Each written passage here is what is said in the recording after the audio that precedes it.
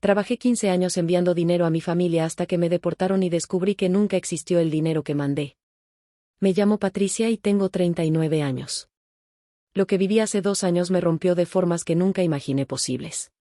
Pasé 15 años en Estados Unidos trabajando como animal, sacrificando todo, mandando cada peso que ganaba a México para mi familia. Mi mamá, mis 2 hermanos menores, todos dependían de mí. Yo era la mayor, la que se fue al norte a buscar una mejor vida para todos. Y lo hice. Durante 15 años cumplí. Mandaba dinero religiosamente cada quincena. Nunca fallé ni una sola vez. Llegué a Los Ángeles cuando tenía 24 años. Crucé el desierto con un coyote que mi tío contrató. Fueron 4 días de infierno que prefiero no recordar, pero llegué. Mi tío me recibió en su casa en Pico Rivera. Me consiguió trabajo limpiando casas con una señora que tenía agencia. Ganaba poco al principio, $1 la hora en efectivo, pero era una fortuna comparado con México. Empecé mandando $300 cada mes. Para mi mamá era una salvación. Mi papá había muerto cuando yo tenía 20 años. Mi mamá se quedó sola con 3 hijos. Yo era la mayor, luego seguía mi hermano Raúl, que tenía 18, y la más chica era mi hermana Lupita, de 15. No teníamos nada. La casa donde vivíamos era de mi abuela, que también acababa de morir. Mi mamá trabajaba vendiendo comida en el mercado, pero apenas le alcanzaba. Por eso decidí irme. Alguien tenía que hacer algo o nos íbamos a hundir. Los primeros años fueron durísimos. Trabajaba 6 días a la semana, a veces 7. Limpiaba hasta 5 casas en un día. Llegaba destrozada a la casa de mi tío. Me dolía todo el cuerpo, pero cada vez que me quería quejar pensaba en mi mamá, en mis hermanos, en que yo estaba haciendo esto por ellos, y seguía adelante. Mi mamá me llamaba cada domingo. Me contaba de la semana, de cómo estaban mis hermanos. Raúl había entrado a estudiar en una escuela técnica. Lupita seguía en la prepa. Las cosas iban bien gracias al dinero que yo mandaba. Esas conversaciones me llenaban el corazón. Me hacían sentir que mi sacrificio valía la pena, que aunque yo estuviera aquí sufriendo, allá mi familia estaba mejor. Eso era lo importante. Pasaron los años, 5, 10, 15. Yo seguía en lo mismo, limpiando casas, viviendo austera, sin vida social. Sin diversión, sin nada. Todo lo que ganaba se iba a México. Aumenté lo que mandaba conforme gané más. De $300 mensuales pasé a mandar $500, luego $800. Al final mandaba $1,000 cada mes. Era casi todo mi sueldo. Yo me quedaba con lo mínimo para sobrevivir. Mi mamá siempre me agradecía. Me decía que era una bendición, que gracias a mí habían podido arreglar la casa, que Raúl había terminado sus estudios, que Lupita estaba en la universidad. Me sentía orgullosa. Todo mi esfuerzo estaba dando frutos. Mi familia estaba saliendo adelante por mí, por mi trabajo, por mi sacrificio. Raúl se casó cuando tenía 28 años. Yo mandé dinero extra para la boda, $3,000, que me costó meses juntar, pero era mi hermano. Mi mamá me mandó fotos de la boda. Se veía bonita. Raúl se veía feliz. Me dolió no estar ahí, pero me consolaba saber que había contribuido para que ese día fuera especial. Lupita también se casó 2 años después. Otra boda, otros $3,000. Mi mamá me decía que no tenía que mandar tanto, pero yo insistía. Era mi familia, mi responsabilidad. Si has trabajado años lejos de tu familia, sacrificando todo por ellos, si conoces ese peso de ser el sostén de otros, suscríbete, porque lo que descubrí al volver me destruyó de formas que nunca imaginé. Todo cambió hace 2 años. Yo tenía 37. Ese día había ido a renovar mi licencia de manejo. Era una licencia que había sacado años atrás, cuando todavía era posible en California, aún sin papeles, pero las cosas habían cambiado. Ahora pedían más documentos que yo no tenía. El empleado notó algo raro. Llamó a alguien más. Antes de darme cuenta, estaba detenida por migración. Pasé un mes en un centro de detención. Intenté pelear mi caso, pero no tenía nada, sin papeles, sin forma de arreglar, sin un abogado que pudiera hacer un milagro. Me deportaron en febrero, un mes frío y gris. Me subieron al avión esposada. Lloré todo el camino. 15 años de mi vida, 15 años trabajando, 15 años construyendo algo, y se acabó así. Callón. Callón. En un segundo llegué a Ciudad de México, en la madrugada, sin dinero, sin maletas, sin nada. Solo traía la ropa puesta. Llamé a mi mamá desde el aeropuerto. No contestó. Le marqué a Raúl. Tampoco contestó. Empecé a asustarme. Le marqué a Lupita. Después de varios intentos, contestó. Le dije que me habían deportado, que estaba en el aeropuerto de México, que necesitaba que alguien me mandara dinero para llegar al pueblo. Hubo un silencio largo. Luego Lupita empezó a llorar. Me dijo algo que no entendí. Le pedí que se calmara, que me explicara qué pasaba. Entre sollozos me dijo que mamá había muerto. Hacía 3 meses. Infarto masivo. No sufrió. Fue rápido, pero estaba muerta. El mundo se detuvo. No podía procesar lo que estaba escuchando. Mi mamá muerta hacía 3 meses y nadie me había dicho nada. Le pregunté a Lupita por qué no me avisaron, porque me enteraba hasta ahora. Ella seguía llorando. Me dijo que Raúl decidió no decirme, que pensó que yo iba a querer venir y que, sin papeles, no iba a poder, que para qué preocuparme si no podía hacer nada, que era mejor que no supiera. Sentí una rabia como nunca en mi vida. Mi mamá había muerto y mi hermano decidió que yo no merecía saberlo, que no merecía despedirme, que no merecía estar en su funeral. Me robó eso. Me robó la oportunidad de llorarla a tiempo, de procesar su muerte con mi familia. Ahora me enteraba 3 meses después, en un aeropuerto, sola, deportada, destruida. Lupita me mandó dinero por Western Union. Tomé el camión a Oaxaca. Fueron 8 horas de viaje en las que no paré de llorar. Mi mamá muerta, yo deportada. 15 años perdidos. Todo se sentía como una pesadilla de la que no podía despertar. Llegué al pueblo de noche. Lupita me recogió en la terminal. Nos abrazamos y lloramos juntas. En el carro me contó más. Me dijo que el funeral había sido bonito, que fue mucha gente, que mamá estaba en paz. Cada palabra era una apuñalada. Yo debía haber estado ahí. Era mi mamá, mi responsabilidad, y no estuve. Me llevó a la casa. La casa que yo había ayudado a construir con mi dinero. Entrar ahí sin mi mamá fue horrible. Todo olía a ella, pero ella ya no estaba. Raúl llegó al rato. Lo vi y todo el dolor se convirtió en furia. Le grité. Le pregunté cómo se había atrevido a no decirme. Era mi mamá. Yo también tenía derecho a saber. Él trató de explicarse. Me dijo que lo hizo pensando en mí, que no quería que sufriera sabiendo que no podía venir. Le dije que no era su decisión, que me había robado la despedida de mi mamá, que nunca se lo iba a perdonar. Esa noche no dormí.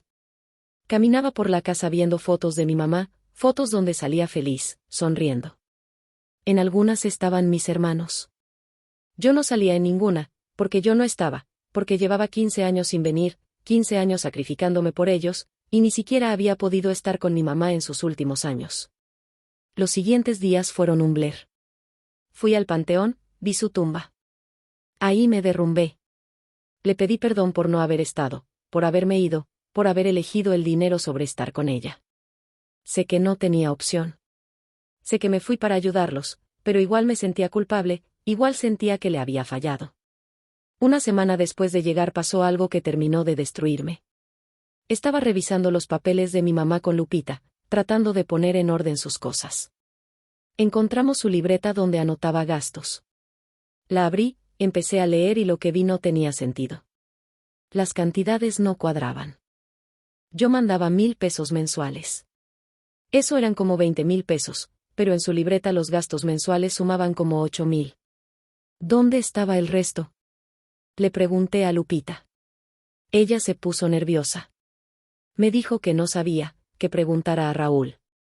Él manejaba el dinero. Fui a buscar a Raúl. Lo encontré en su casa. Le mostré la libreta y le pregunté dónde estaba todo el dinero que yo había mandado durante 15 años. Según mis cálculos, eran como 180,000 pesos, más de 3 millones de pesos. ¿Dónde estaba ese dinero? Raúl no me veía a los ojos. Empezó con excusas, que se había gastado en arreglar la casa, en las bodas, en la universidad de Lupita, en gastos médicos de mamá. Le dije que todo eso no sumaba ni la mitad. ¿Dónde estaba el resto? Insistí. Él seguía sin contestar directamente. Finalmente explotó. Me gritó que el dinero se había gastado en vivir, que durante 15 años ellos habían vivido bien gracias a mí, que habían podido darse lujos que nunca hubieran podido darse, que habían viajado, comprado cosas, comido bien, que ese dinero no era solo para sobrevivir, era para vivir mejor, y eso habían hecho. No podía creer lo que estaba escuchando. Yo trabajando como esclava en Estados Unidos, sin vida, sin amigos, sin nada, mandando cada peso que ganaba, creyendo que era para lo esencial, para que no les faltara comida, casa, educación. Y resultaba que lo habían estado usando para lujos, para viajes, para gustos, mientras yo no me compraba ni ropa nueva porque cada dólar lo mandaba para ellos. Le pregunté si mamá sabía. Me dijo que sí, que todos sabían, que nunca me dijeron porque sabían que me iba a molestar, que era más fácil dejarme creer que lo necesitaban todo. Esas palabras me dolieron más que todo. Mi propia mamá sabía. Sabía que yo me estaba sacrificando innecesariamente. Sabía que estaban usando mi dinero para cosas que no eran esenciales y nunca me dijo nada. Si has dado todo por tu familia solo para descubrir que abusaron de tu sacrificio, si te has enterado de verdades que cambiaron todo, suscríbete, porque el proceso de sanar de esto es largo, pero es posible. Le grité a Raúl cosas horribles, cosas que una hermana no debería decirle a su hermano, pero estaba rota. Me había quitado 15 años de mi vida, 15 años que nunca iba a recuperar. ¿Y para qué? Para que ellos se dieran la buena vida mientras yo apenas sobrevivía. Lupita trató de mediar. Me dijo que entendía mi enojo, pero que también entendiera a ellos, que el dinero estaba ahí y lo usaron, que no lo hicieron con mala intención. Le dije que la intención no importaba, el resultado era el mismo. Me habían usado, me habían mentido, me habían quitado mi vida. Esa noche hice maleta. No tenía mucho que empacar porque no tenía nada, pero decidí irme de esa casa. No podía estar ahí. No podía ver a Raúl sin querer golpearlo. No podía ver las cosas que habían comprado con mi dinero, el estéreo nuevo, la sala cara, el refrigerador gigante, todo pagado con mi sudor, con mi sacrificio, con mi vida. Me fui a quedar con una prima. Le conté todo. Ella se horrorizó. Me dijo que mi familia había abusado de mí, que lo que hicieron estaba mal, que yo tenía derecho a estar furiosa. Sus palabras me validaron, porque parte de mí se preguntaba si estaba exagerando, si mi enojo era justificado, pero si lo era. Me habían usado. Pasaron semanas. Lupita intentaba hablar conmigo. Le contestaba apenas. Raúl no intentaba ni acercarse. Sabía que yo lo odiaba, y sí, lo odiaba. No solo por el dinero, sino por haberme ocultado la muerte de mi mamá, por haberme robado esa despedida, por tantas cosas. Tuve que empezar de cero a los 39 años, sin dinero, sin trabajo, sin nada. Conseguí empleo limpiando en un hotel del centro. Ganaba una miseria. Rentaba un cuarto chiquito que apenas me alcanzaba para pagar. Comía una vez al día para poder ahorrar algo. Mi vida era peor que cuando llegué a Estados Unidos a los 24. La diferencia era que entonces tenía esperanza, tenía propósito, sabía que mi sacrificio era por algo. Ahora no tenía nada. No tenía familia, porque ya no quería saber de ellos. No tenía ahorros, porque todo se lo había dado a gente que no lo necesitaba. No tenía futuro, porque estaba empezando de cero a una edad donde otros ya estaban establecidos. Caí en una depresión profunda. Había días que no quería levantarme. No veía el punto. ¿Para qué seguir? ¿Para qué luchar? Todo lo que había hecho había sido inútil. Había desperdiciado 15 años, los mejores años de mi vida. Y para nada. Una compañera del trabajo notó que estaba mal. Me invitó a un grupo de apoyo que había en una iglesia, mujeres deportadas que se reunían a compartir experiencias. Al principio no quise ir, pero ella insistió. Finalmente acepté. Ese grupo me salvó la vida, literalmente. Había otras mujeres que habían pasado por cosas similares o peores. Mujeres que habían perdido todo, que habían sido traicionadas por su familia, que estaban reconstruyendo sus vidas desde cero. Compartir mi historia con ellas me ayudó. Me hizo sentir menos sola. Me hizo ver que mi dolor era válido, pero que no me iba a matar. Una de las mujeres me recomendó una terapeuta. Dijo que atendía gratis a mujeres en mi situación. Fui. Empecé terapia por primera vez en mi vida. La terapeuta me ayudó a procesar todo: el dolor de perder a mi mamá sin poder despedirme, el dolor de la deportación, el dolor de descubrir que mi familia abusó de mí.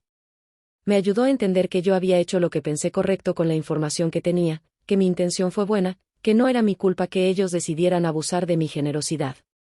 Me ayudó a soltar la culpa que cargaba: culpa de no haber estado con mi mamá, culpa de haber confiado en mi familia, culpa de todo. Poco a poco fui sanando. No fue rápido, no fue fácil, pero fue pasando. El dolor se volvió más manejable. Empecé a poder pensar en todo sin querer llorar. Empecé a poder imaginar un futuro sin que todo se viera negro. Han pasado 2 años desde que me deportaron, 2 años desde que descubrí las mentiras. Hoy estoy en un mejor lugar. No económicamente, sigo pobre, sigo trabajando, limpiando, sigo viviendo en un cuarto chiquito, pero estoy mejor emocionalmente. Ya no cargo con ese peso horrible del principio. Lupita y yo volvimos a hablar unos meses después. Empezamos despacio, mensajes cortos, llamadas breves. Está tratando de reconstruir nuestra relación y yo estoy dejándola intentar. No sé si algún día volveremos a ser cercanas, pero al menos ya no la odio como antes. Con Raúl no he hablado. No estoy lista. Tal vez nunca lo esté, y está bien. He aceptado que los 15 años que di no fueron totalmente en vano. Si ayudé a mi familia. Si les di oportunidades que no hubieran tenido. El hecho de que abusaran de eso no quita que, al principio, sí lo necesitaban. Aferrarme a eso me ayuda. No justifica lo que hicieron, pero me ayuda a ver que no todo fue pérdida. También he aprendido a valorarme de forma diferente. Antes mi valor estaba en cuanto podía dar, en cuanto podía sacrificarme. Ahora sé que mi valor está en quién soy, en que sobreviví a algo que pudo destruirme, en que estoy aquí, de pie, reconstruyendo.